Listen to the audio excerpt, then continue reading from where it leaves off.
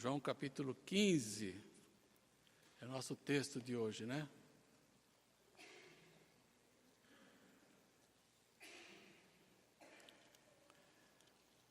A videira e seus ramos.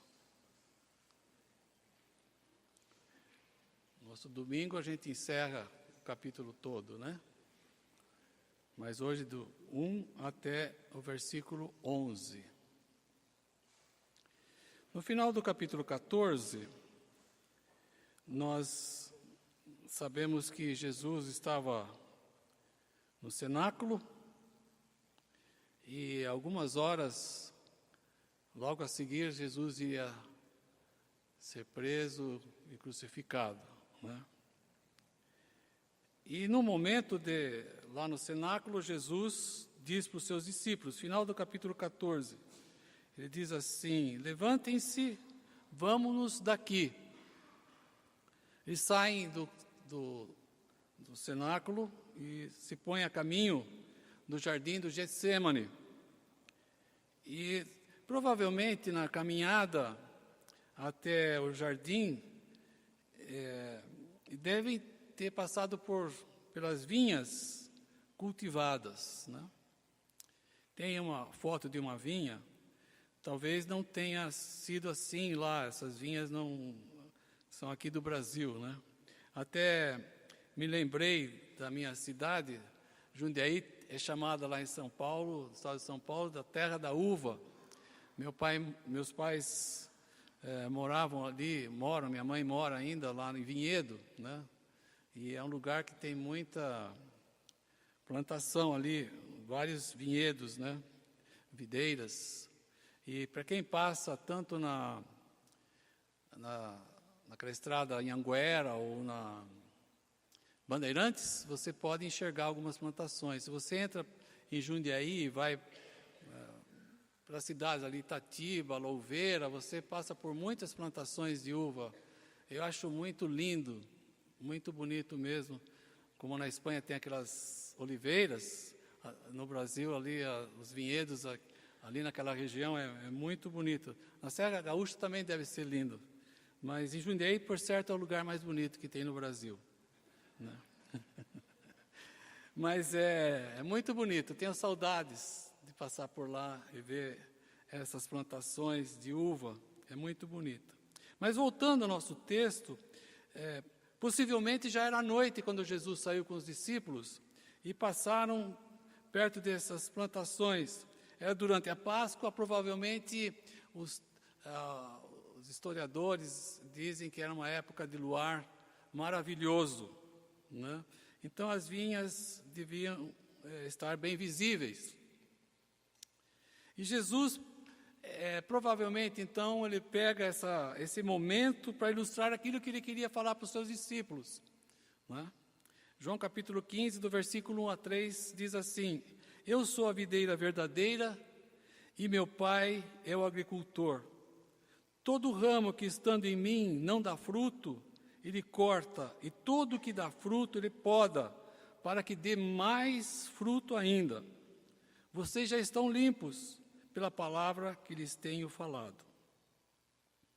Essa figura da videira, ela foi também usada no Velho Testamento. Só que a videira era Israel. Aqui no Novo Testamento nós temos a videira como sendo Jesus.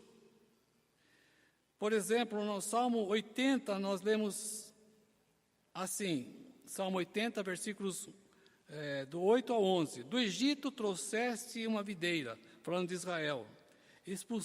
Expulsaste as nações e a plantaste. Limpaste o terreno, ela lançou raízes e encheu a terra. Os montes foram cobertos pela sua sombra, e os mais altos cedros pelos seus ramos. No versículo 11, seus ramos se estenderam até o mar, e os seus brotos até o rio. Então essa figura, quando Jesus fala da videira, então deve ter tocado na cabeça dos seus discípulos.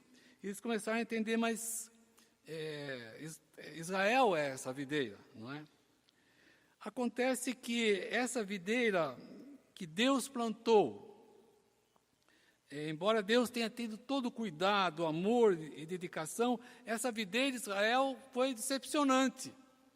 Foi decepcionante. As pessoas, aquele povo, não se tornou aquilo que Deus desejava que fosse. Então foi necessário que Jesus viesse e como uma videira verdadeira, a fim de que nós pudéssemos ter o privilégio de ser aquilo que Israel não foi. Né? Então, essa videira é Jesus, para que nós pudéssemos experimentar dessa videira. Né? Eu gostaria de fazer algumas observações sobre esses versículos que nós acabamos de ler, do versículo 1 a 3.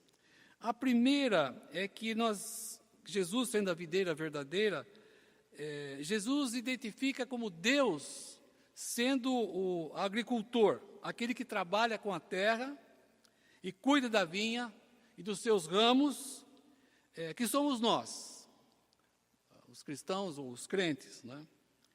Jesus, Pai, é o agricultor. Quanto a Ele, nós não temos nenhuma dúvida quanto à sua capacidade, à sua competência e como Ele sabe cuidar como ninguém de mim e de você. Quanto a isso, nós podemos descansar, que Deus Pai é aquele que cuida, porque Ele é competente e capaz de fazer isso por mim e por você. Mas Jesus fala também de dois tipos de ramos que nós acabamos de ler. Aqueles ramos que dão fruto e aqueles que não dão frutos.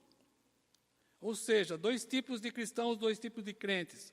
Os que dão frutos e aqueles que não dão fruto, que só produzem folhas. Né? Eu me lembro lá nas plantações da Jundiaí, quando eu era menino, 8, 9 anos, eu tinha meu tio, um italianão, Angelo Secato, né? Ele era caminhoneiro, mas também trabalhava com plantação de uvas. E ele ia podar. Na época da poda, ele cortava, tacava a tesourona dele lá e aqueles galhos secos que eram evidentes que não tinham vida, ele cortava, podava e chamava de brotões ladrões, ele chamava, né? E eu, tio, por que o senhor está cortando isso? Isso aqui são os brotões ladrões, tem que ser podado, né? Galhos que não produziam frutos. Então, aqueles que não produziam frutos eram podados. Né? E notem que quem faz essa poda é Deus. A tarefa de Deus é realizar essa poda dos ramos que não produzem frutos. Talvez os discípulos já estivessem se ligando quanto a isso. Eles estivessem se lembrando, há pouco tempo, há poucas horas aí, nós vimos lá Judas, né? Que saiu fora, nem ficou até o final daquele jantar, daquela ceia e foi embora. Talvez os discípulos estavam lembrando, um já foi podado aqui, né? Dentre nós. Sobre isso, nós vemos João falando mais tarde, sobre esses brotões ladrões. Né? 1 João, capítulo 2, versículo 19. Nós lemos o seguinte: eles saíram do nosso meio, mas na realidade não eram dos nossos, pois se fossem dos nossos, teriam permanecido conosco. O fato de terem saído mostra que nenhum deles era dos nossos. Essa época da poda, ela acontece muitas vezes e continuará acontecendo, né? Não sei quantos vocês já, enquanto estou falando, vocês podem se lembrar de algumas pessoas que estiveram no nosso meio e que quando você encontra hoje, fala, mas onde foi parar aquele fulano, aquela pessoa que cantava junto com a gente, que estudava a Bíblia? Você encontra uma pessoa completamente estranha, né? Não tem parece nenhuma ligação com Deus, com Jesus, né? E às vezes nós justificamos a saída dessas pessoas como sendo a gente culpada, muitas vezes. Nós justificamos dizendo, se decepcionaram com tal coisa, né? Com tal situação, nós não soubemos cuidar dessa pessoa. Né? Eu tenho um parente que minha mãe sempre, já é falecido, minha mãe sempre menciona a respeito daquela pessoa, mas aquele homem era um presbítero, um líder da igreja e tudo mais. E alguma coisa aconteceu que ele se decepcionou e se tornou uma pessoa indiferente a Deus, a Jesus, né? E como ela diz, se tornou uma pessoa mundana, né? Com hábitos e costumes horríveis, né? E nós não sabemos muitas vezes o que aconteceu, mas de fato eu vejo algumas pessoas que ele algumas pessoas não eram realmente pertencentes a Jesus, né? E chega um momento em que eles decidem que falar, vou assumir o que eu não quero e ponto final, né? Mas eu queria destacar também que essa poda que Deus faz é para produzir mais, né? Versículo 2, todo ramo que dá fruto ele poda ou limpa para que dê mais frutos. Então, quando Deus, o agricultor, nosso Pai, ele poda aqueles que também dão frutos, para produzir mais frutos. O que eu queria destacar aqui é que essa poda pode ser um processo doloroso, algumas vezes na nossa vida. Mas a razão por que Deus faz isso, às vezes provações e lutas, é para que melhore a qualidade da nossa vida. A poda numa videira, ela tem essa finalidade, para que venha produzir mais fruto. Eu me lembro do meu tio podando, eu tinha a impressão que ele ia matar aquele pé de uva, né? A poda, como ele realizava aquela poda. Eu achava, tio, não vai matar? Não se preocupe, né? E quando chegava ali por novembro, eu me lembro que aquelas videiras, aqueles vinhedos onde eles faziam esse serviço, lá perto de Jundiaí, em Sorocaba também, elas começavam a ficar com umas folhas verdes lindas, né? E logo em janeiro, começavam a aparecer os cachos de uva, que eram umas coisas muito lindas, muito bonitas, né? Chegava o final do ano, então a gente já começava a ver aqueles cachos enchendo as parreiras, né? Então a poda é feita para produzir mais frutos e pode ser um processo doloroso às vezes na nossa vida, né? E Deus realiza às vezes a poda na nossa vida com provações e lutas para tirar as teias de aranha que ficam muitas vezes, as teias de aranha do pecado que grudam às vezes na nossa vida, que precisam ser retiradas, né? Mas nós podemos confiar que nós temos um Deus, o Pai, o nosso Pai, que realiza isso na nossa vida de uma maneira perfeita. Nós podemos, às vezes as lutas que nós estamos passando, que nós não compreendemos, que Deus está melhorando a qualidade da nossa vida, certamente. Ele faz isso para que eu e você nos tornemos pessoas mais maduras, né? Ele faz isso para que venhamos a produzir mais frutos na vida, né? Mas continuando a ler, versículos 4 e 5, Jesus diz mais, permaneçam em mim, e eu permanecerei em vocês. Nenhum ramo pode dar fruto por si mesmo, se não permanecer na videira. Vocês também não podem dar frutos, se não permanecerem em mim. Eu sou a videira, vocês são os ramos. Se alguém permanecer em mim e eu nele, esse dá muito fruto, pois sem mim vocês não podem fazer coisa alguma. Jesus fala aqui para nós desse processo que há para que a nossa vida se torne mais frutífera. Tem dois lados, o nosso lado e o lado de Deus. Nós temos a responsabilidade de nos mantermos ligados a Jesus. E Jesus se compromete a viver dentro de nós, né? Através do seu Espírito. E um lado não é suficiente, tem que ser os dois lados. Eu tenho que me comprometer com Jesus, eu tenho que perseverar em estar com Ele. E Ele, então, responde com fidelidade de estar dentro de nós. Quando eu tinha 20 anos, minhas reminiscências hoje, né? Quando eu tinha 20 anos, foi a primeira vez que eu comprei um carro. Ali eu aprendi a comprar carro, né? E eu comprei um Fusca 1969, verdinho, tinha que ser verde, né? Meu primeiro carrinho, bonitinho, Fusquinha. O Padilha está concordando comigo. 69, um Fusquinha, 1.300. E eu me lembro que um dia, saí eu e o Dimas, eu e meu irmão, e não sei por que razão o miserável do Fusquinha não queria pegar. Era verde? Está vendo como ele é vingativo, né? Vingativo. Mas ele não queria pegar. E aí eu falei para o Dimas, será que é combustível? Será que é a bomba de gasolina que não está funcionando? O que será que está acontecendo, né? Daí eu puxei o caninho, porque aquele carburador, eu vinha o caninho lá da bomba de gasolina, se puxava do carburador, da partida, molhou tudo lá. Então, tive que enxugar, porque realmente a bomba de gasolina estava jogando combustível, né, para o carburador jogar lá para a vela.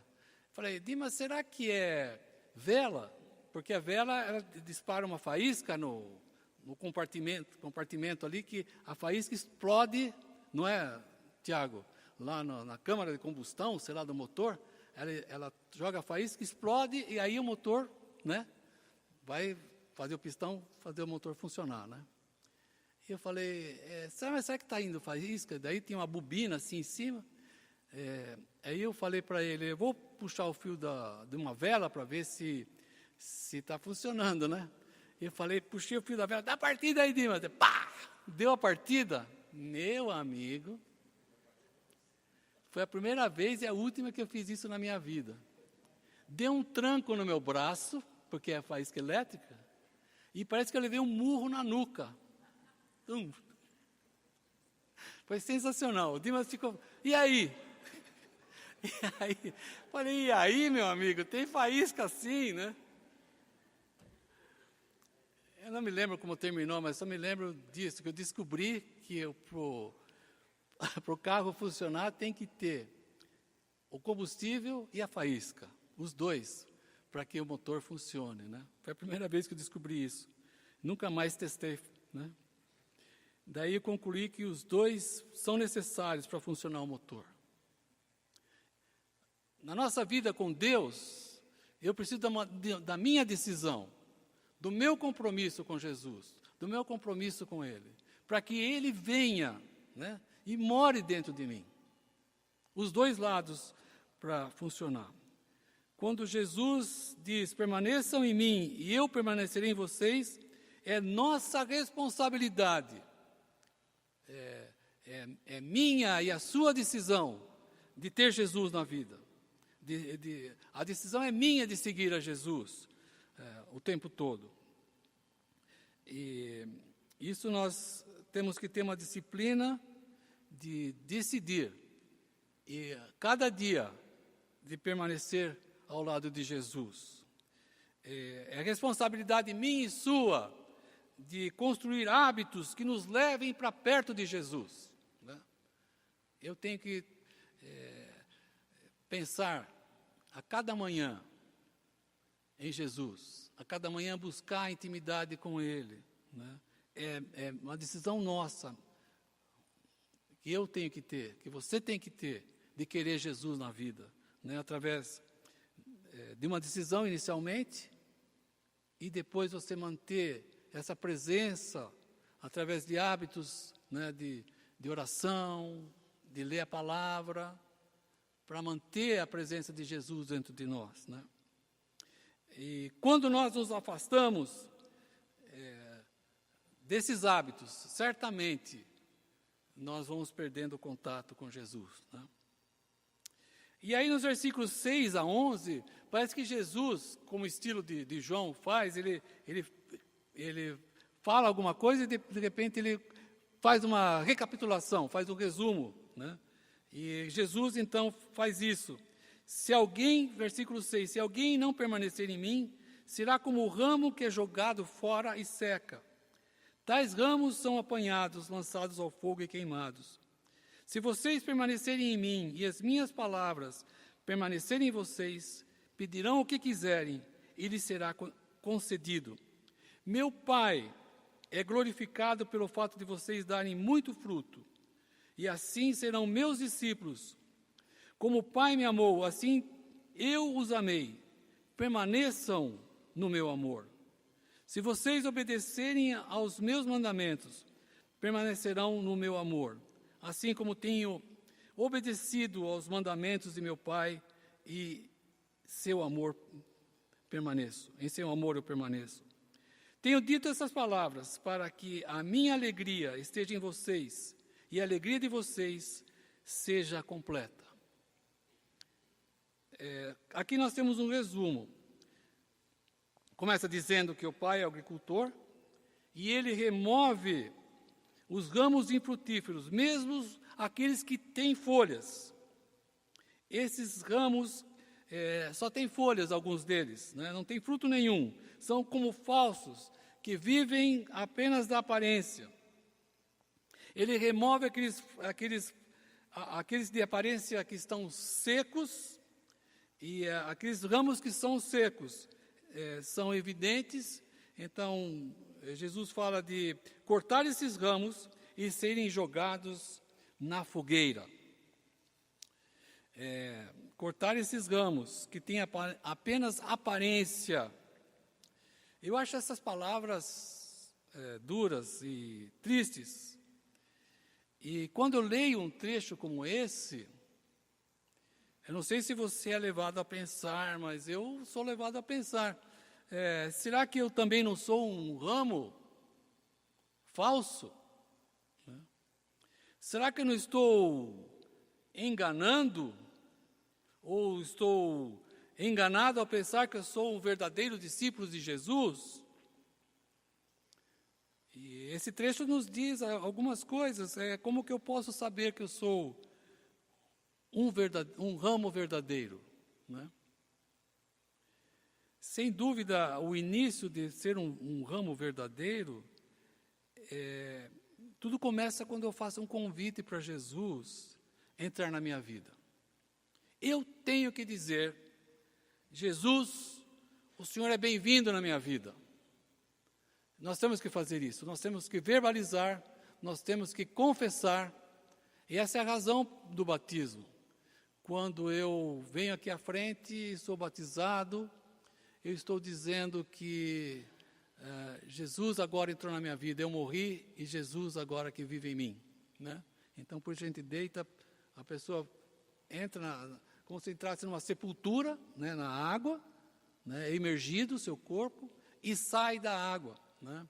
É um símbolo, eu acho um símbolo muito bonito, né, de falar desse compromisso que eu assumi com Jesus e que Ele agora toma conta da minha vida. Se você não foi batizado, você precisa ser batizado, né? Eu não vou dizer nem a forma que você, mas você precisa do batismo, porque é um símbolo desse compromisso com Jesus, dessa entrega, dessa renúncia de você mesmo, da sua morte para que Jesus viva em você, né? Que Jesus está presente. Então, esse é o início do ramo verdadeiro, quando ele confessa e entrega a sua vida para Jesus, né?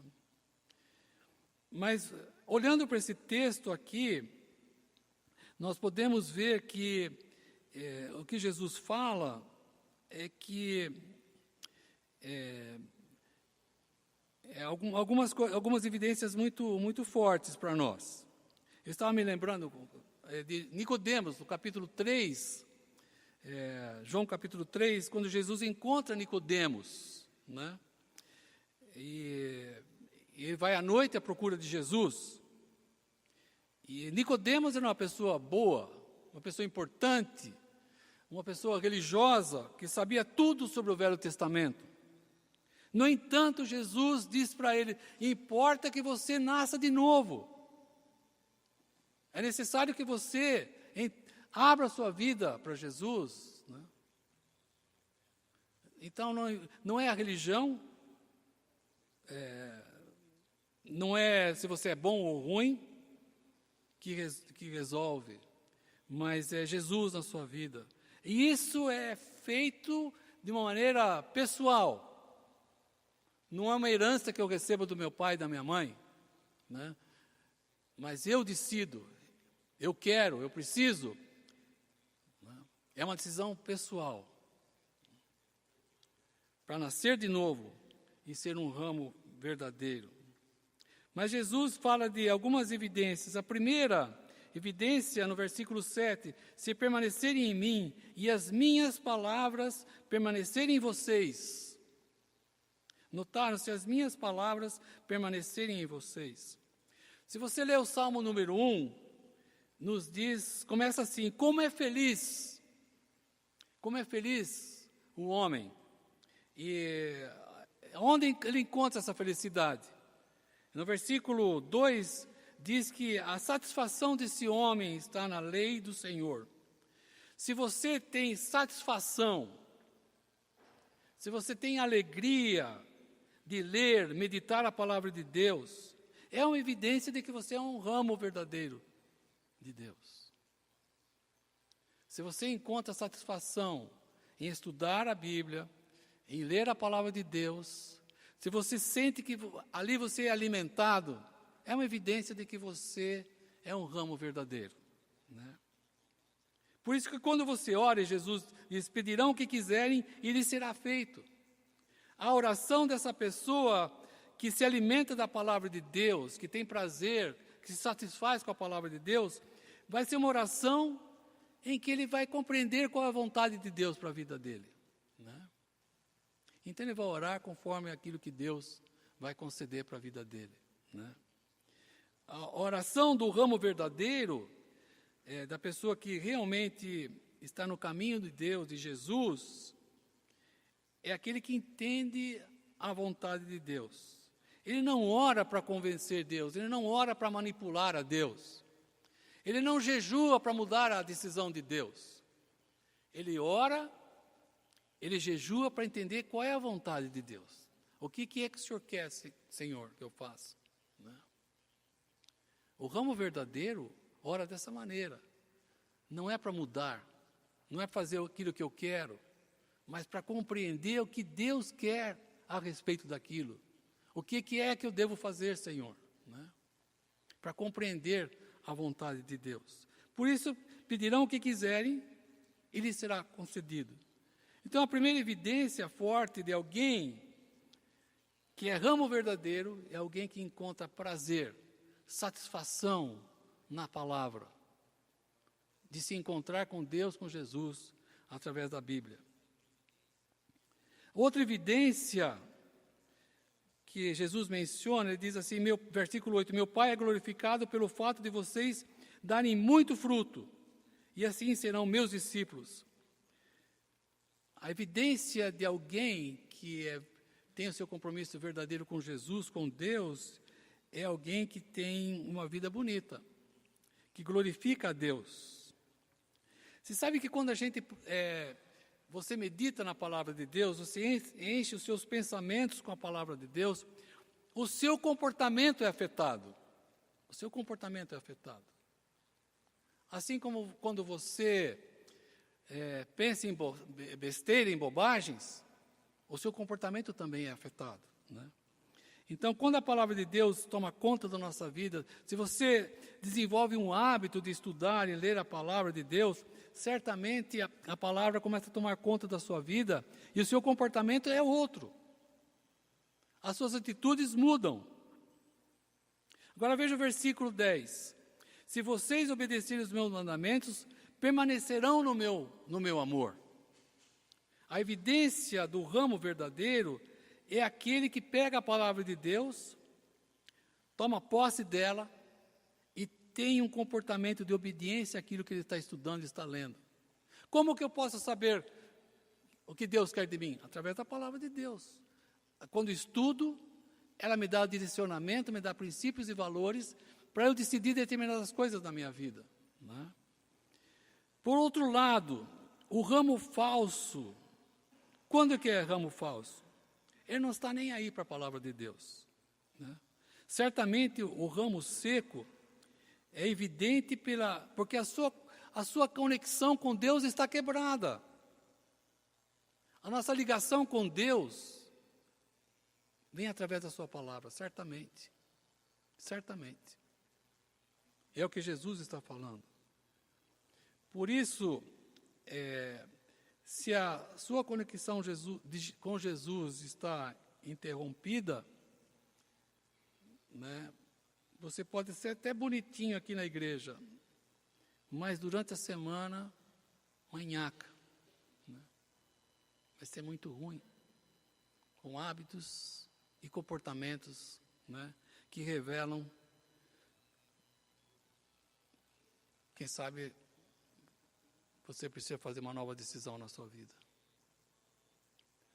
Né? Uma nova decisão. Um novo compromisso sério e firme com Jesus. Né? Pode ser.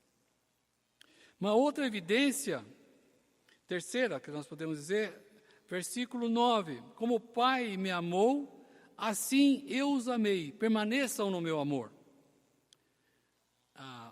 O ramo verdadeiro, Jesus está dizendo, nós vamos ver no próximo domingo, mais um pouquinho, é que a nossa vida é marcada pelo amor. O amor de Deus dentro de nós e pela maneira como nós amamos as pessoas. Né? O ramo verdadeiro, ele ama. O cristão verdadeiro ama as pessoas. Ama a Deus, é claro, e ama as pessoas. A quarta evidência que nós encontramos aqui nesse texto, no versículo 11, que a minha alegria esteja em vocês e a alegria de vocês seja completa. Que alegria é essa? Jesus está certamente falando da alegria de pertencer a Ele, e que você não depende de mais nada para ter essa alegria, a não ser de Jesus. Ele é a fonte da nossa alegria. Você quer ver um exemplo de alguém que experimentou essa alegria? Gabriel, põe uma foto aí, um slide que tem, que nem um bilhete, olha aí esse bilhete. Eu recebi a semana passada esse bilhete. Minha irmã estava mexendo nas coisas do meu pai, que ele tinha não sei quantas Bíblias, e ele escrevia toda semana alguma coisa, e copiava alguns estudos e mandava para mim, mandava para o Dimas, para o meu irmão, para o outro irmão que mora em São Paulo, Marcelo, e para algumas pessoas que gostavam de receber os estudos que ele pegava, copiava textos bíblicos. E ela estava mexendo uma das Bíblias do meu pai e encontrou aí um bilhetinho, olha lá que está escrito: Senhor, obrigado pela alegria que tens colocado no meu coração. Obrigado porque esse gozo ninguém pode tirar. Quero que todos vejam em mim que tu me fazes felizes. Né? Os últimos anos do meu pai foram anos, talvez 10 anos, quase de uma surdez quase que completa. Então ele tinha dificuldade, os últimos dias dele tinha muita dificuldade de falar, porque ele não ouvia, então ele tinha dificuldade de falar. Né? Mas ele escrevia. Mas você não via nenhuma bronca no meu pai, né? Assim, na fisionomia dele. Né? E ele deixou esse bilhete lá, né? E para mim, para os meus irmãos, era como se fosse um recado. Né? E para mim, eu recebi como se estivesse dizendo: olha, filho, vivi 91 anos, experimentei de tudo que é bom, experimentei de lutas e fracassos. Mas em Jesus, eu encontrei tudo aquilo que eu precisava para a minha satisfação, para aquilo que pudesse me manter alegre e feliz. Né? Foi esse recado que eu e meus irmãos estava dizendo, a verdadeira satisfação só Jesus pode nos oferecer. Né? Só Jesus. Eu queria terminar com 3 perguntas, mas antes nós vamos cantar um pouquinho. Vamos cantar, Dalton? Enquanto nós cantamos, eu gostaria que você pensasse nessas palavras de Jesus, naquilo que eu acabei de falar. Queria que você fosse pensando. E depois eu quero fazer 3 perguntas para vocês. Então, gente, depois desse texto, eu queria fazer 3 perguntas. A primeira pergunta é: como é que Deus está olhando para a sua vida? Como você acha que Deus está olhando para a sua vida? Pensando na vinha e no Velho Testamento, a gente vê Deus olhando para Israel, para aquelas pessoas, para aquele povo. E no capítulo 5 de Isaías, é um capítulo maravilhoso de Isaías. Parece que eu nunca tinha lido esse capítulo, que eu li a semana passada, quando Deus demonstra a sua frustração, né, com o seu povo, com aquelas pessoas. E ele pergunta no versículo 4, que mais se podia fazer a minha vinha, que eu não lhe tenha feito? Porque, esperando eu que desse uvas boas, veio a dar uvas bravas. No versículo 7 ele fala: são a plantação que ele amava, diz Isaías. Deus nos ama, como disse o Dalton aqui, Ele ama eu e você. O seu amor continua persistente. Não importa se você é o que você seja, Ele te ama, Ele nos ama. E aqui nós vemos o quanto Deus sofre e fica frustrado com a maneira como às vezes estamos vivendo. Ele nos ama mesmo assim. Como é que você sente o coração de Deus a seu respeito? A respeito da sua vida? Como que Deus está sentindo a respeito de você? Mas eu queria que você soubesse e ficasse bem claro que Deus te ama. Ele te ama. A outra pergunta é: que tipo de fruto Deus pode esperar de você? O que você acha que Deus espera de você, da sua vida? Certamente Ele quer encontrar em você o caráter de Jesus. Ele quer encontrar em você o caráter de Jesus. É lógico, não é? Se você entregou a vida para Jesus, e se você quer Jesus na sua vida, Ele está morando em você. E o caráter dele tem que estar vivo dentro de você. Ele espera encontrar o caráter de Jesus na sua vida. Se você pertence a Jesus, saiba que Ele não está tão interessado em te dar uma vida sem problemas. Não está tão interessado com isso. Ele não está tão interessado em livrar você de todas as doenças. Ele não está tão interessado no seu sucesso. Não. O que Ele mais quer de você é encontrar o caráter de Jesus na sua vida. É isso que Ele mais quer. Qual é o caráter de Jesus? Tem vários textos da Bíblia, e um dos deles é Gálatas, que fala do fruto, do cacho de uva. São 9 uvas de um mesmo cacho, que apresenta uvas doces, uvas muito doces. Como é que é o caráter de Jesus? É amor, é alegria, é paz, paciência, amabilidade, é bondade, é fidelidade, é mansidão, é domínio próprio. É isso que Deus quer encontrar na sua vida. Que o Espírito Santo, a presença de Jesus, vai fazendo no seu caráter.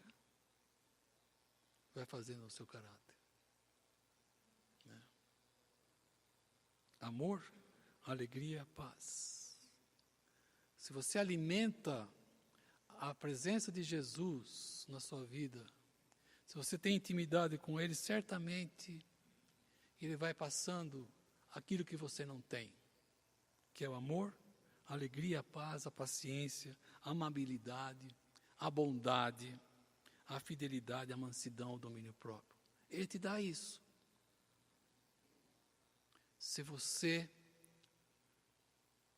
realmente se liga a Jesus e preserva esse relacionamento na sua intimidade com Ele. É isso que Deus quer encontrar na sua vida. Agora, se você é um ramo verdadeiro, Ele quer que você produza esses frutos, certamente Ele vai fazer algumas podas. Ele vai fazer algumas podas. Quem sabe algumas durezas você vai ter que enfrentar para entender isso. Você vai ter que quebrar a cara, quem sabe. Passar por algumas provações, algumas lutas, certamente. Você pode se livrar disso? Claro que pode. Se você resolve obedecer a Deus, se você se torna uma pessoa acessível à presença de Deus na sua vida, se você decide a caminhar dentro dos princípios e valores de Deus, certamente vai evitar muito sofrimento na sua vida.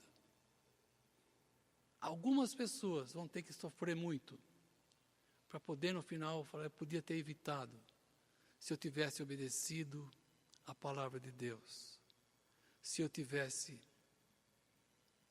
sido mais humilde e aceitado a palavra de Deus na minha vida. Né? Se você é o ramo verdadeiro, Ele vai podar você também. Você quer evitar sofrimento na sua vida? Obedeça. Obedeça os princípios e os valores de Deus. Obedeça. Né? Seja humilde e obedeça. Você vai evitar dor. A terceira pergunta que eu tenho para fazer é: de onde você, ramo vivo, recebe nutrientes? De onde você recebe? A resposta é óbvia aqui, né? Os ramos vivos recebem diretamente da videira. É da videira que o ramo está preso na videira, naquele tronco principal, e dali que recebe os nutrientes, né? A nossa conexão tem que ser com Jesus. Né? Não é comigo como pastor, nem com Elcio, outro pastor, nem com nenhum dos líderes da igreja. Só na intimidade com Jesus nós recebemos os nutrientes que nós precisamos para a nossa vida, para que tenhamos satisfação. Nenhum pastor, nenhum líder é capaz de satisfazer você. O anseio que você tem dentro da sua vida, na sua alma. Nenhum culto bem elaborado faz isso. Só Jesus, na sua intimidade com você, vai suprir aquilo que você mais precisa. Só Ele, só Jesus. Então aqui é quase como uma palavra de alerta para você. Que você não se engane. Se você pensa, você está ligado a outro ramo, então não há nenhuma igreja que vai satisfazer você, não há nenhuma pessoa. Né? Se você está frequentando a igreja aqui por muito tempo, está esperando de mim, ou de alguma pessoa, ou de que a igreja melhore e tudo mais, você vai acabar frustrado. Você vai acabar frustrado, porque você tem que estar ligado a Jesus. É dele que você vai receber a satisfação que você precisa. Né? A alegria que você precisa é de Jesus. É Ele que satisfaz a você. É Ele. Não é a boa música, não é a boa pregação. Tudo isso serve de elementos ou meios para dar o suporte que você precisa. Mas é Jesus, é em Jesus que você vai encontrar a satisfação que você precisa. Então, se você está ligado a outro ramo, você está pronto para sair fora daqui. Eu não posso suportar a responsabilidade de que eu, como pastor, possa satisfazer o que você quer. O acolhimento que você precisa, só Jesus pode te dar. Ninguém mais. Nem um culto, nem uma pregação, nem uma boa música, nem nada que é... Isso é um engano. É um engano. O que eu e você precisamos é de Jesus na nossa vida, da intimidade com Ele. É dele que eu e você precisamos. E de ninguém mais. É claro, eu não estou dizendo que eu não tenho que ser exemplo para vocês. Claro que eu tenho que ser exemplo para vocês. Os líderes dessa igreja têm que ser exemplo para vocês. Mas o que você precisa é de Jesus na sua vida. É dele. É dele. E porque nós estamos ligados a Ele, então nós vamos ter comunhão entre nós. E ligados a Ele, nós podemos ter maturidade para nos perdoar, para ser suporte um para o outro, estimular um ao outro. Mas o nutriente vem de Jesus. Não espere do culto, de atos religiosos que nós podemos ter aqui, bons, claro, que isso vai nutrir a necessidade que você tem. A necessidade que você tem é de Jesus, da intimidade com Ele, da intimidade da palavra de Deus. É dali que você vai receber o nutriente. É dali. É dali. Amém?